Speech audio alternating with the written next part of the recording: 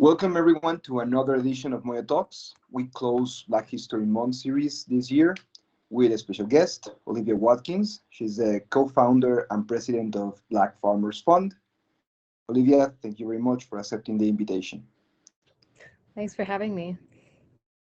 Olivia is a social entrepreneur and an impact investor. And for the past 7 years, she has financed, developed, and operated environmental and social projects across the US. She, as I mentioned, currently serves as the co-founder and president of Black Farmer Fund, and she also serves as a board member for Soul Fire Farm Institute. Prior to founding Black Farmer, Olivia worked in several production roles at Soul Fire Farm and at Kahuma Organic Farms. She also was elected at Forbes 30 Under 30 Social Impact List last year and the Greece 50. Olivia, I have to admit that when I was doing research for this interview, I found that you're probably one of the most interesting guests we have had. So I'm really happy you're accepted. Thank you. I appreciate that. Olivia, how did you go from microbe DNA sequencing in the Cook Island to transforming credit access for Black farmers in New York? Yeah, that's a really great question. I think for me, it's all related. I have a very profound respect for our environment, and I've always been interested in being a part of organizations or businesses that are working towards adaptation of climate resilience solutions. And that's just been something that's been very important to me for a very long time. And with my soil science research in the Cook Islands, it was about being able to use tools that I had at a research institution to provide knowledge to the Ministry of Ag in the Cook Islands on the positive effects of climate resilience practices in the environment so that they can continue to support farmers wanting to make that shift. And for my work with access to capital for Black farmers, it has mainly been about increasing the presence of agricultural businesses that practice climate resilience to strengthen regional food systems and decrease food apartheid in BIPOC communities. So it's all connected. You studied in Barnett College, and after you finish your research on soil resistance and microbes, you went to Hawaii as an apprentice at, I will not pronounce this correctly, Kahumana Organic Farms, Yeah, and that's then great. to Soul Fire Farms in New York State, right? Yes. How did those two experiences help you define what you wanted to do next? Yeah, I think those two experiences really provided me with the technical expertise on how farms are successfully dealing with and thriving in our new reality of climate change. And so these two farms specifically practice sustainable agriculture, and one was rooted in indigenous farming practices learned from Hawaiian communities, and the other was rooted in indigenous farming practices from West African communities. And it's a way of farming that's been around for such a long time, but is being used now to really, face our new reality. And what I also really liked about these farms is that they're involved in advocacy initiatives at the community and state level to make sure that governments are prioritizing and protecting these farms.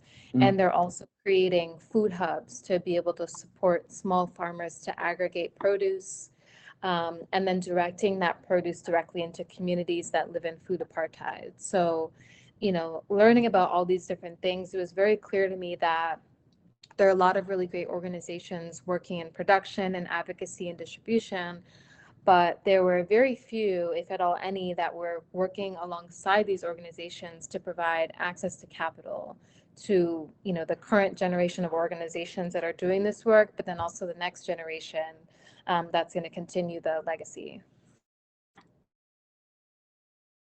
And that leads to my next question. After this background, you decided to switch into financing and funding side of this production. How did it come to you? Yeah, so I would go to these, it was a combination of being in those two environments, and then I would go to so many conferences, community gatherings, and, dinners with people, and over again, there were conversations around um, really direct and clear asks for support around accessing capital. And Mhm. some of the, well-known ways of accessing capital were, very exclusive, or there are too many strings attached, very competitive. And so um, people just wanted more avenues to be able to access capital. And that to me, at that time of my life was an opportunity for me to step into being a part of a solution. Was there a lack of incentives to finance these resilient methods of applied technology, applied microbiology? What do you mean by lack of incentives? Like, like a lack of knowledge. I'm thinking more about it.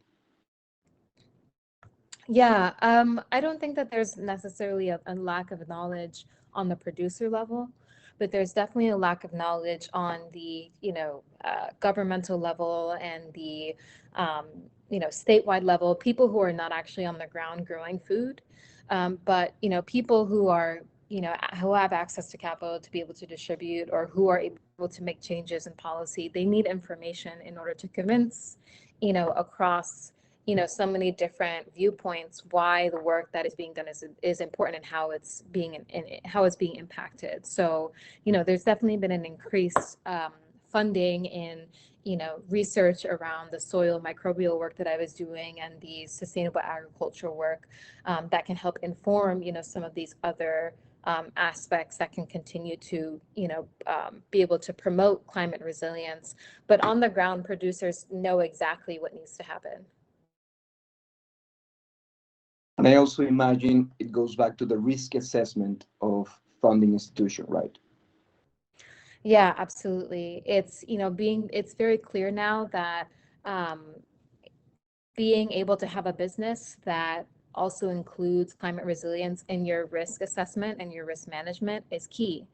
And so a lot of the farmers that we know and see who are, practicing ways to mitigate soil erosion and water conservation, and working with permaculture, or planting forests around their crops, they are able to withstand, really extreme climate events, and not lose, a lot of their crops. And also for the long term, they're able to, withstand in environments where it's getting increasingly harder to do so.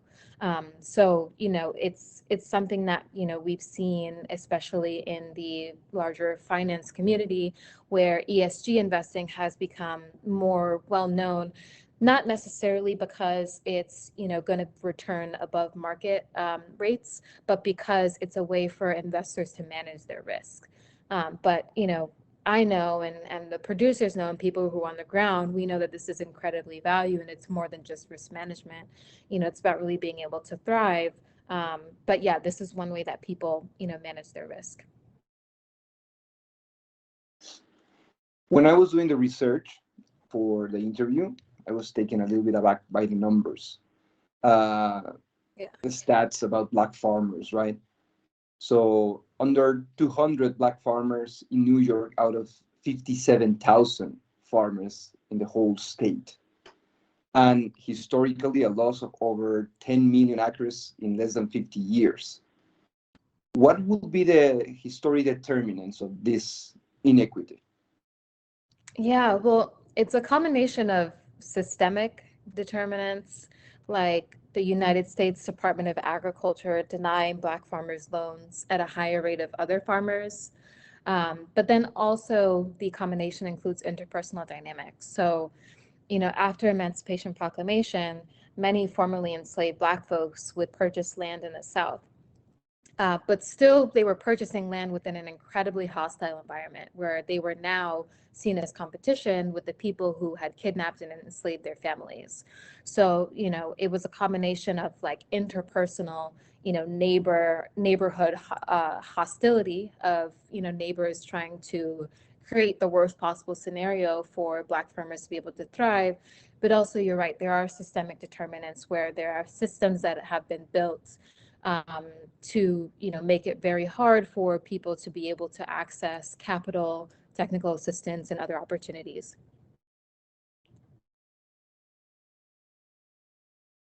And I imagine that it was compounded with the Green Revolution, right? With the technification of agriculture, capital intensive, market oriented. Yeah, exactly. And I appreciate, that question too, because, you know, the agriculture that is reliant on global supply chains and finite raw materials is incredibly hard to sustain for the long term. And especially during times of turmoil, as we're currently witnessing with the pandemic. While many, grocery stores were experiencing shortages and supply chain issues, and food getting stopped, at certain points before actually reaching markets and spoiling. Many farmers markets and other, local distributors were able to experience some of their strongest sales years during 2020. And, because as well, there are previously existing racial wealth gaps in New York State alone, the average net income for Black farmers is negative $906 compared to $42,000 for non-Black farmers. As the prices for supplies increase, it continues to become inaccessible for farmers, in general, and especially Black farmers to compete within the agribusiness industry. So the Green Revolution definitely did not help at all, with some of the, on top of some of the historic inequities and organizations trying to work towards climate resilience. So this is more like a comment, but it happened worldwide. You can see it everywhere. Yeah. Where they force agricultures, farmers to industrialize. And then after falling into big debts to industrialize, they couldn't really compete in the international market anyway. Yeah, then that's exactly what happened with the Cook Islands. The Cook Islands before the, Green Revolution was completely self-sufficient. Farmers were using organic and sustainable practices, but with the Green Revolution, there was an increase in using chemicals and pesticides to increase yields and production, and the supply chain turned to a global supply chain to the point now where about 90% of the food that folks in Cook Islands rely on is outsourced, or it's imported into the country. And so, there was, at the time that I was working there, a lot of work around trying to get the government on board with being able to support, small farmers who wanted to be able to decrease the amount of food that was imported and increase the amount of food that they were able to rely on just from the islands alone. Right, so this leads us to another question. So with this panorama, these historic inequities, in 2017, you and Karen Washington decided to create Black Farmer Fund. Could you please explain to the audience what your organization does? Yeah, so Black Farmer Fund, it's a 501c3 nonprofit community investment fund, and our mission is to nurture Black community wealth and health by investing in Black agricultural systems in the Northeast. And the goal is really to be able to build out a robust and strong regional food system that can sustain climate change and support communities that are incredibly vulnerable to the negative impacts of climate change. And so there are a couple of different ways that we do that. We do, distribute funds. We provide technical assistance and relationship building, and then also we do advocacy work on the community level and also the state level. And you kind of touched into this before, but you're also trying to provide markets for the funds, right? What markets are you exploring right now?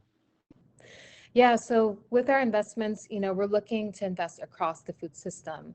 We can't just invest in farmers alone. They need to be able to have access to markets, and a lot of our farmers live in economic isolation where the markets that are nearby are currently super full, or it's hard to get access to them.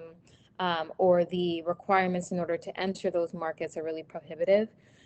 So, farmers, value-added businesses, distributors, even education programs that are creating the next generation of some of these agricultural businesses. And all these different markets are incredibly crucial to create and meet the demand that exists for our producers. And distribution is a really big area for us because exactly of the economic isolation. So, we have been looking to support and have currently support one distribution organization that has been supporting with being able to aggregate food at food markets, to be able to turn food into value-added products. And so that's a really huge area where there's opportunity for us.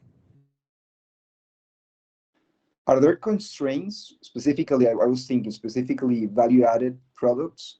Are there institutional constraints to reach those markets, certifications? Yeah, I would also say distribution is one of it's an opportunity and a constraint for sure, because in order to enter into certain distribution avenues, you do have to either have met a certain yield requirements. Your produce has to look a certain way. You have to be able to have access to transportation.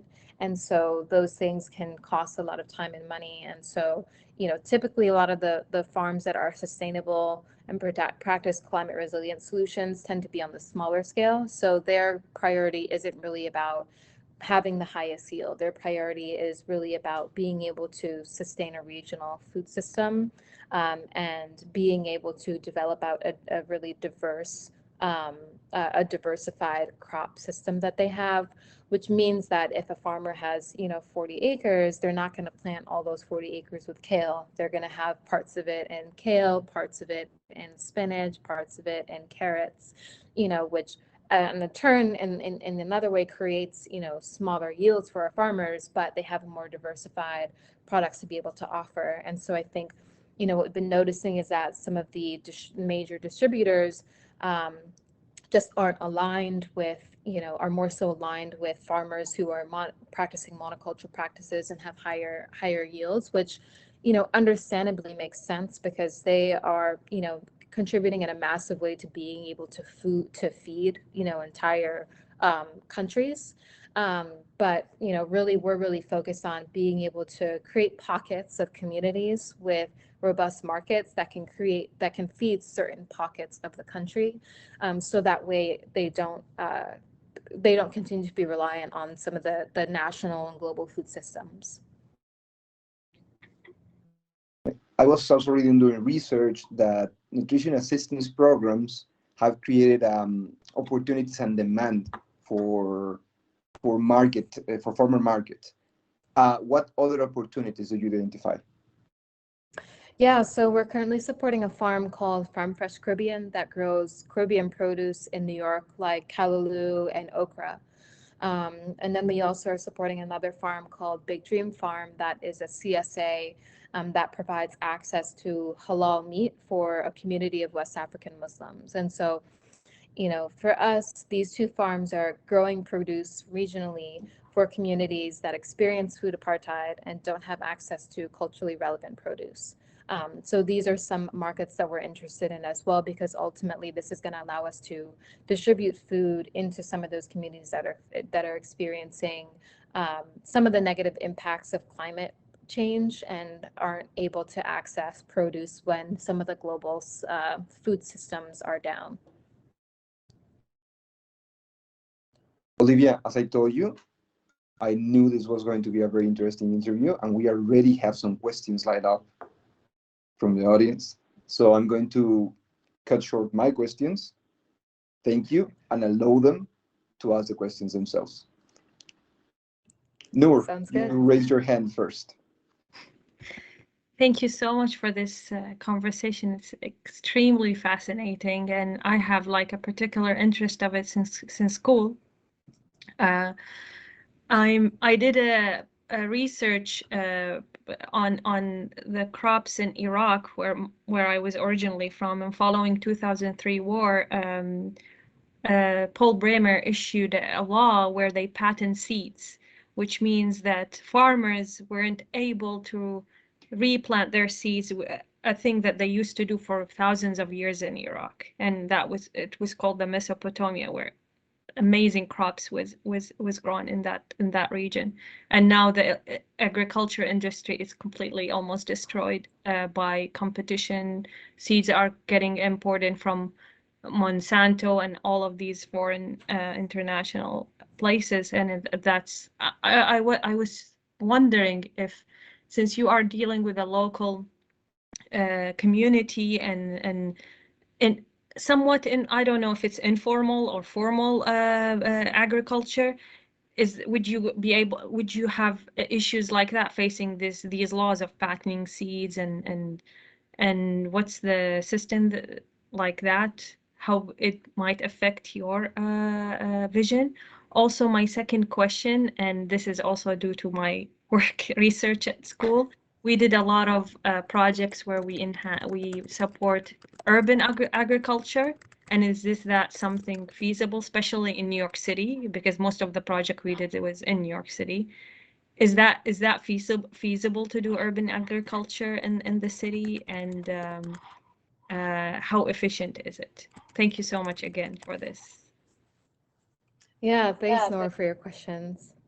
Yeah, seed patents, there are in the US, and I'm not necessarily sure what it's like in other parts of the world, but in US, Monsanto is also a major seed supplier. However, there are a lot of really great smaller seed suppliers that create seeds that are, regionally based, that, have been created in a way that can thrive in climate resilient solutions, and that don't extract from communities and prevent them from being able to have autonomy around the food that they produce.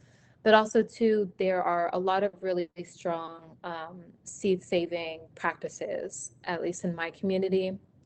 And one of my teammates, Lex Barlow, has a lot of knowledge specifically on seed saving, but it's a very, very, strong practice that, happens across the world, where there are communities that are saving seeds and exchanging seeds, in order to preserve certain strains, and also, have an autonomous supply of seeds.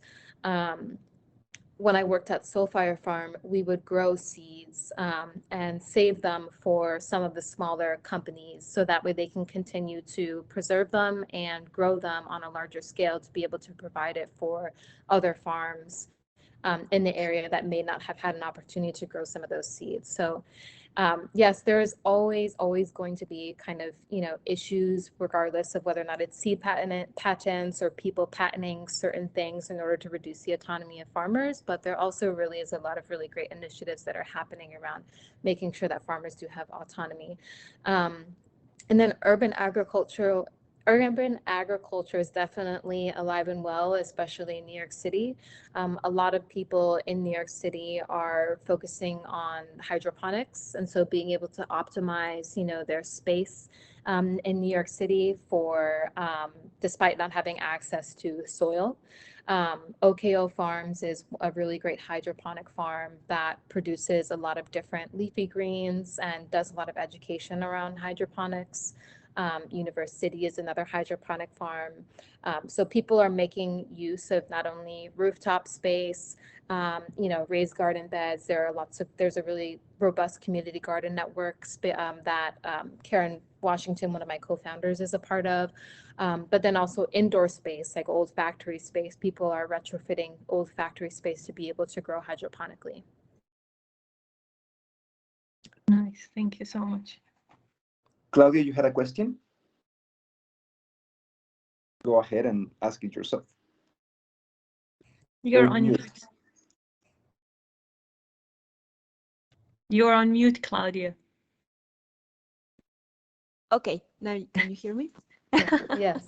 I think that Noor made the question just before me, and yeah, I was really curious, because I think there's like this huge gap nowadays between, like farmland and the cities. And so I was very interested in how can we close that gap. I mean, because we also need to re-educate ourselves to think about, like that agriculture should be part of our daily lives. How can we translate that into our daily living? Maybe if you can share with us some tips, like, I don't know, what can we do from our homes to Yeah. change that? Yeah, so where I am based, there are a lot of different educational programs, or community gardens. And so specifically the two educational programs that I'm thinking of is Farm School NYC and Soul Fire Farm. And they both bring people, Soul Fire Farm is based rurally, and so they bring people from urban areas rurally to connect and learn about farming.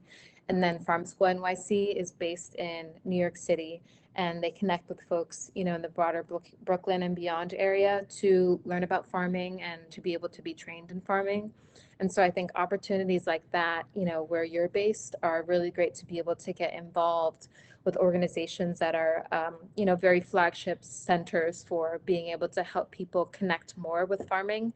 But then also too, there are a lot of really great organizations, across the world that are, having tours on their farms and really into agritourism, that have volunteer days where they need hands to, harvest or plant. And so just being able to identify, some of those farms that are open to the public, and being able to go and make connections with the farmer and, offer your support, I think is, one of the ways that you could be able to contribute to your community.